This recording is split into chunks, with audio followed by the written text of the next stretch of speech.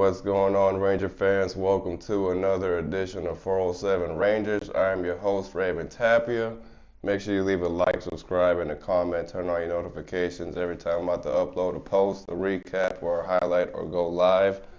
Now, as you guys know, the Rangers, it was pretty much a Dallas Stars part two because they had the freaking lead the whole game, and of course, what did they do? Fumble it, as always.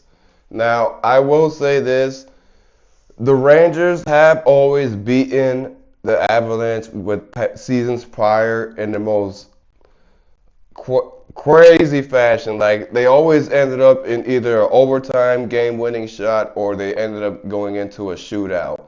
That's what the Rangers were notoriously known for when it comes to the Avalanche.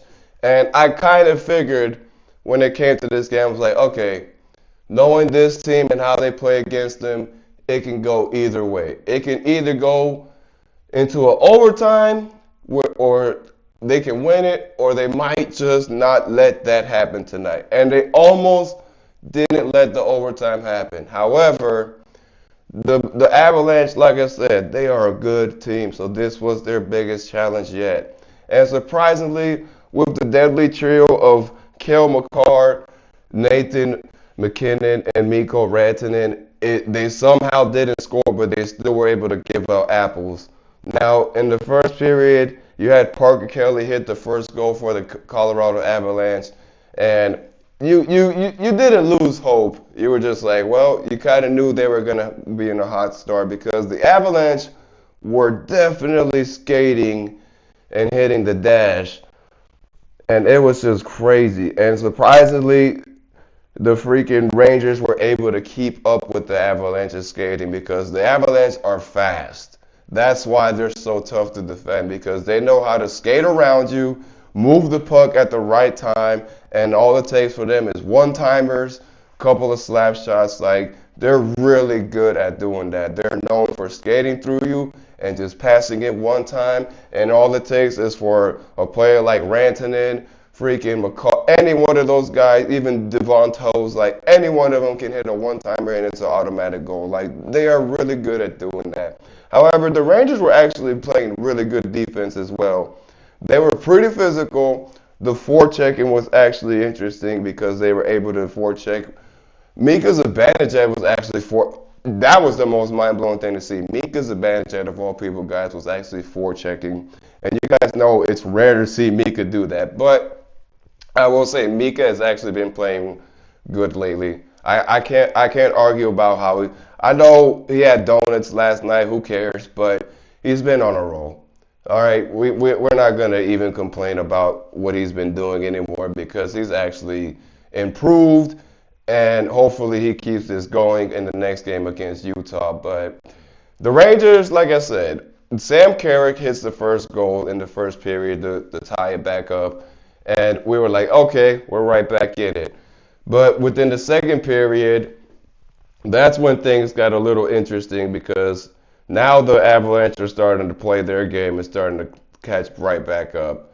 Because in the second period, you had Adam Edstrom hit a goal as well, but then right after, trying to see who else. Yes, Sam Carrick. Let me see. I just had the name too. Shame on me. Oh yeah, it was in the third period. I'm sorry. The third period. Now, Adam Edstrom hit the goal, and with Sam Carrick, I got to tell you, the Carrick and Edstrom duel, it's working, man. It's working. I wish Chris Kreider wasn't back in the lineup so soon, because, man, we didn't even need freaking Kreider. We really did it, because, man, he really hurt us. And I don't know why Peter Laviolette put him on the power play in the overtime. Like, that was, like, bro, of all people, why would you put Chris Kreider back from a back spasm injury on the power play in the most crucial possession? That's what bit us in the ass. Igor Shesterkin, we could put the blame on him too because he had a couple of saves he was supposed to do, even off the rebounds, yeah. But at the end of the day, you got to put the blame on the top line. They didn't show up when they needed to show up. You had third line, fourth line guys outplaying the top line guys that night. That's the crazy part. When that shouldn't be the case. It should be the top line guys should be outperforming the third, fourth line guys, but for some odd reason, they just didn't show up. But it is what it is. I'm not too mad about it. I'll take a point over a regulation loss, but it's still frustrating because they had the chance to gain 2 points and they didn't want it because once again, the problem with the Rangers, they get comfortable when they have the lead, and they got comfortable in the third period, and that's what bit them in the ass. They better be glad that the trio of McCarr, Rantanen, and McKinnon didn't hurt them as bad as it could. So I'll give them credit. They were actually able to keep up, defend really well, and somehow make the Avalanche work hard for that win.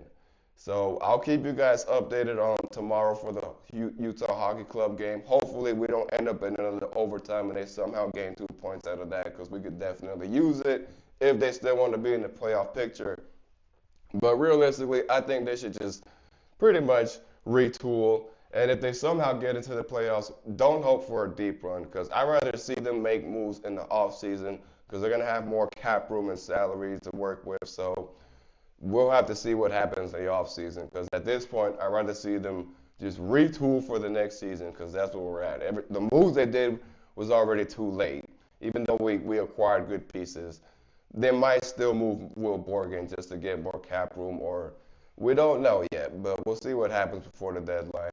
So y'all have a wonderful day, Ranger fans. I got to get ready because I have a basketball game myself at 8 o'clock, so I got to get ready for that. And let's go Rangers. Y'all have a blessed one.